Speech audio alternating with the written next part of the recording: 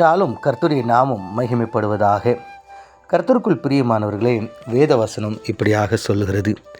சேனைகளின் கர்த்தர் சீயோன் மலைக்காகவும் அதன் மேடுகளுக்காகவும் யுத்தம் பண்ண இறங்குவார். ஏசாயா 31:4. கர்த்தருக்குள் பிரியமானவர்களே, ஏசாயா என்கிற இந்த தீர்க்க தரிசன புத்தகத்தில் அநேக காரியங்களை கற்றுக்கொள்ள தேவன் நமக்கு உதவி செய்திருக்கிறார். இந்த அதிகாரத்தில் கடந்த நாட்கள் அநேக வசனங்கள், அதாவது கர்த்தருடைய பிள்ளைகளாக இருக்கிற நாம் எப்படி கர்த்தரை சார்ந்து கொள்ள வேண்டும், அவருடைய சகாயத்தையும் இரக்கத்தையும் தயவையும் நாம் எப்படியாக பெற்றுக்கொள்ள வேண்டும் என்பதை குறித்து நாம் தியானித்தோம்.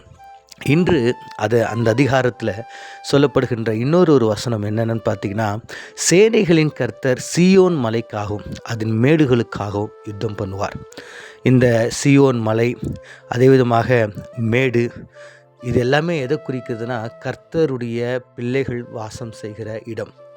கர்த்தர் வாசம் செய்கிற இடமாக இந்த இடத்தை கர்த்தர் தனக்கென்று, தன்னுடைய பிள்ளைகளுக்கென்று அவர் தெரிந்து கொண்ட ஒரு இடமாக இந்த இடம் இருக்கிறது.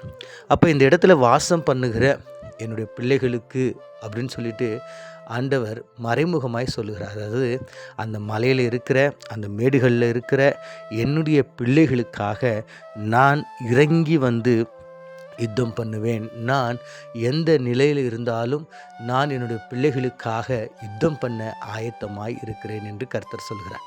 இந்த வார்த்தை எப்பொழுதும் புதிய வார்த்தை இல்லை, இது பழைய வார்த்தை. ஏன்னா ஆண்டவர் நம்ம ஆதியாகமத்திலிருந்து நம்ம பார்க்கிறோம், அநேக இடங்களில் தன்னுடைய பிள்ளைகளுக்காக அவர் யுத்தம் பண்ண இறங்கி வருகிறார், யுத்தம் பண்ண அவர் கடந்து வருகிறார். கர்த்தருக்குள் பிரியமானவர்களே, மீண்டும் ஒரு விசை ஆண்டவர் உங்களுடைய சூழ்நிலைகளுக்காகவும் உங்களுடைய நிலைகளுக்காகவும் நீங்கள் எதிர்கொள்ளுகின்ற எல்லா விதமான சவாலிலும் கர்த்தர் உங்களுக்காக யுத்தம் பண்ண ஆயத்தமாக இருக்கிறார். நீங்கள் அமர்ந்துருங்க என்று கர்த்தர் சொல்கிறார். எதை குறித்தும் பயப்படாதீங்க என்று கர்த்தர் சொல்லுகிறார். ஒருவேளை நீங்கள் அநேக காரியங்களோடு கூட, அநேக மனிதர்களோடு கூட, அநேக சூழ்நிலைகளோடு கூட தொடர்ந்து யுத்தம் பண்ணி கொண்டிருக்கிறீங்களா? ஆண்டவர் சொல்லுகிறார், நான் இறங்கி வந்து என்னுடைய பிள்ளைகளுக்காக யுத்தம் பண்ணுவேன். இல்லை, நிறைய நேரத்தில் ஜபத்தில் ஒரு சில காரியங்களுக்காக நம்ம ஜெபிச்சு யுத்தம் பண்ணின்னு இருப்போம். பலவீனத்தோடு கூட யுத்தம் பண்ணின்னு இருப்போம். கடன் பிரச்சனையோடு கூட யுத்தம் பண்ணின்னு இருப்போம். அவமானங்களோடு கூட யுத்தம் பண்ணி கொண்டிருப்போம். ஆண்டவர் சொல்லுகிறார், என்னுடைய பிள்ளைகளுக்காக நான் இறங்கி வந்து யுத்தம் பண்ணுவேன் என்று. அப்போ ஆண்டவர் யுத்தம் பண்ணால் அந்த யுத்தம் எப்படியா இருக்கும் யோசித்து பாருங்கள். சத்துருக்கள் முன்பதாக நிற்க முடியுமா? உங்களுடைய சூழ்நிலைகள் முன்பதாக நிற்க முடியுமா?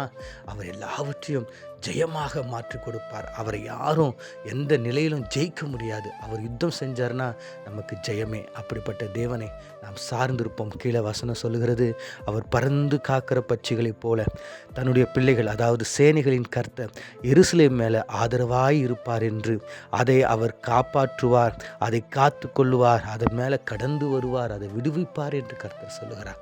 அப்படிப்பட்ட கர்த்தர் நம்மோடு கூட இருக்கிறார். எதை குறித்து கவலைப்படாமல் நம்ம ஆண்டவருடைய சமூகத்தை நோக்கி நாம் பார்க்கலாம், ஜெபிக்கலாம்.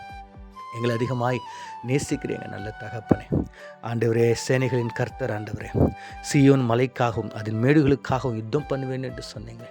ஆண்டவரே, எங்களுக்காக, எங்களுடைய பிள்ளைகளுக்காக, எங்களுடைய சூழ்நிலை, ஆண்டவரே, நாங்கள் நிற்கிற சூழ்நிலையை அறிந்து எங்களுக்காக யுத்தம் பண்ணுகிற தேவனே, உமக்கு நன்றி செலுத்துகிறோம். உண்மை நாங்கள் சார்ந்திருக்கிறோம்.